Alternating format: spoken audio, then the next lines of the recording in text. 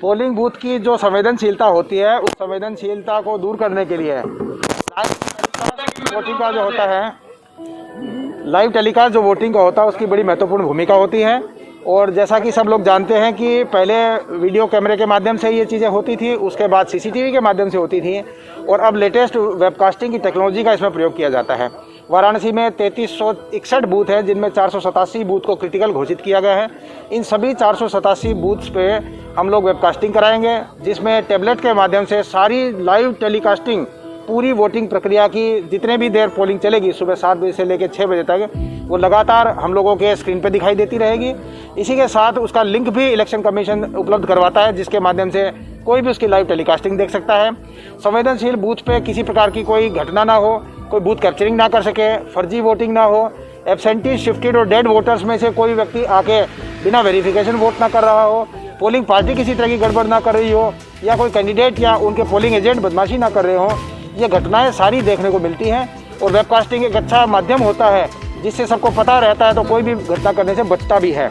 ये वेबकास्टिंग के प्रबंध सारे कर लिए गए हैं। इसका पूरा का पूरा कार्य यूपी की एक संस्था को दिया गया है, उनके द्वारा यहाँ पे जल्दी ही अपनी टेबलेट लाके परीक्षण किया जाएगा। इलेक्शन वाराणसी का 7 मार्च को है, तो सारी तैयारियाँ करके वेबकास्टिंग की पूरी डिप्लॉयमेंट हम लोग 5 मार्च तक करवा देंगे। पूर्व के परीक्षण के लिए वो टीमें आने वाली हैं।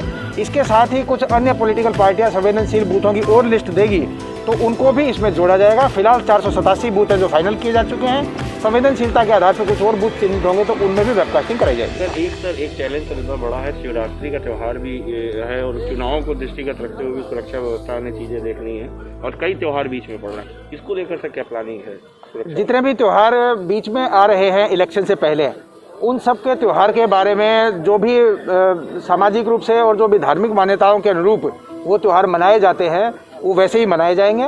15 फरवरी को हज़रत अली साहब का जन्मदिवस है, 1 मार्च को हमारी शिवरात्रि है, और इसके अलावा भी छोटे त्यौहार जैसे कल गणेश चतुर्थी भी थी, इसी प्रकार के अन्य छोटे त्यौहार भी आते हैं। तो उन सारी का सारा प्रबंध हमारे प्रशासनिक मशीनरी के द्वारा किया जाएगा। इसमें गुरु रविदास जी की जन्म दिवस का भी कार्यक्रम 16 फरवरी का शामिल है। इन सारे कार्यक्रमों के प्रबंध के लिए जैसे हर वर्ष कार्यक्रम के तैयारियों के लिए प्रशासनिक प्रबंध किए जाते थे, जिसमें पुलिस का प्रबंध भी है, नगर निगम की सफाई है, पेयजल है, शौचालय व्यवस्थाएं हैं, साफ सफाई है, मजिस्ट्रेट ड्यूटी है। चुनाव होने की वजह से ज़्यादा संवेदनशीलता से बल्कि उसको कराया जाएगा, ज़्यादा अच्छे तरीके से कराया जाएगा। मैं गुरु रविदास जी की जन्म दिवस का भी कार्यक्रम 16 फरवरी का शामिल है। इन सारे कार्यक्रमों के प्रबंध के लिए जैसे हर वर्ष कार्यक्रम के तैयारियों के लिए प्रशासनिक प्रबंध किए जाते थे, जिसमें पुलिस का प्रबंध भी है, नगर निगम की सफाई है, पेयजल है, शौचालय व्यवस्थाएं हैं, साफ सफाई है, मजिस्ट्रेट ड्यूटी है। चुनाव होने की वजह से ज़्यादा संवेदनशीलता से बल्कि उसको कराया जाएगा, ज़्यादा अच्छे तरीके से कराया जाएगा। राजनीतिक लोग उसका फ़ायदा ना ले सके, केवल इतने प्रयास करने होते हैं।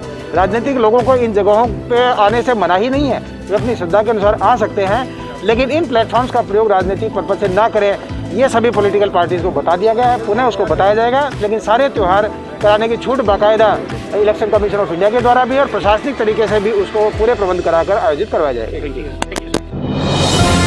डिजिटल इंडिया का digital new platform live VNS पिछले 7 वर्षों से बनारस की सेवा में। पाइए बनारस के कोने कोने की खबर निष्पक्षता के साथ। लाइव VNS से बनारस की ताज़ा तरीन खबरों के लिए प्ले स्टोर से डाउनलोड कीजिए लाइव VNS ऐप या फॉलो कीजिए लाइव VNS को सोशल मीडिया पर।